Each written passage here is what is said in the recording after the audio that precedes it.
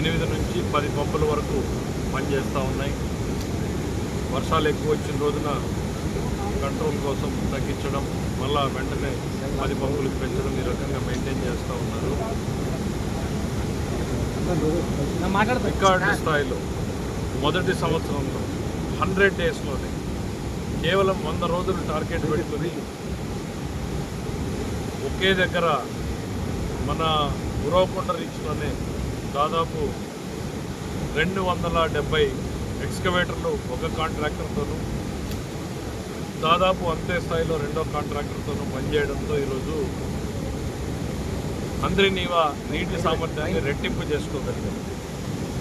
ఆ తర్వాత డిస్ట్రిబ్యూటర్లు ఏం చేయాలి, పిల్ల కాలువలను ఎట్లా తీసుకోవాలి, ఇవన్నీ ఉపయోగించుకోవడం జరుగుతుంది.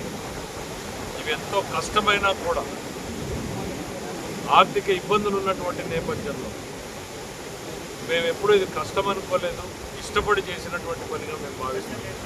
ఈరోజు నీళ్ళని చూస్తుంటే మాకు చాలా ఆనందం ఉంది.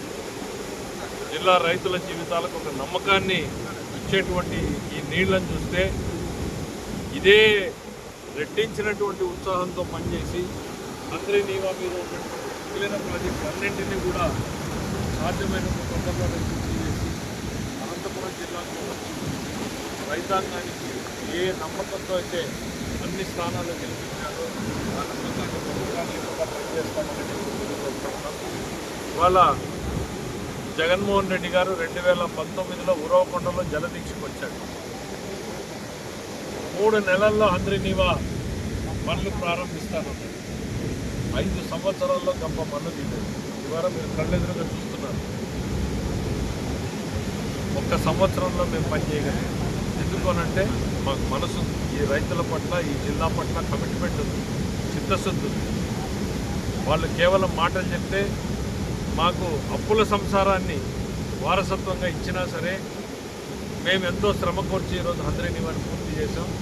ఈ జిల్లా రైతుల నమ్మకాన్ని వమ్ము కానియకుండా పనిచేస్తామని మరొకసారి తెలియజేసుకుంటున్నాం.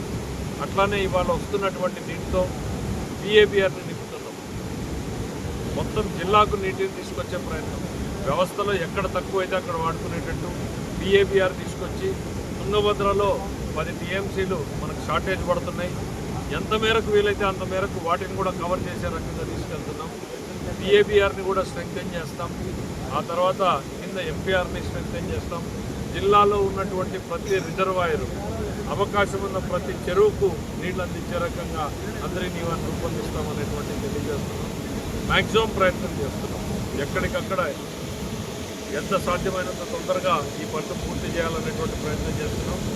ఉరవకొండ నియోజకవర్గంలో ఉన్నటువంటి పిల్ల కాలువలు కూడా ఎస్టిమేట్లన్నీ కూడా దాదాపు రెడీ అయినాయి. వాటిని కూడా తొందరలోనే శాంక్షన్ చేసి ఆ పనులను కూడా ప్రారంభించడానికి చర్యలు తీసుకుంటామని తెలియజేస్తున్నాం. Thank you.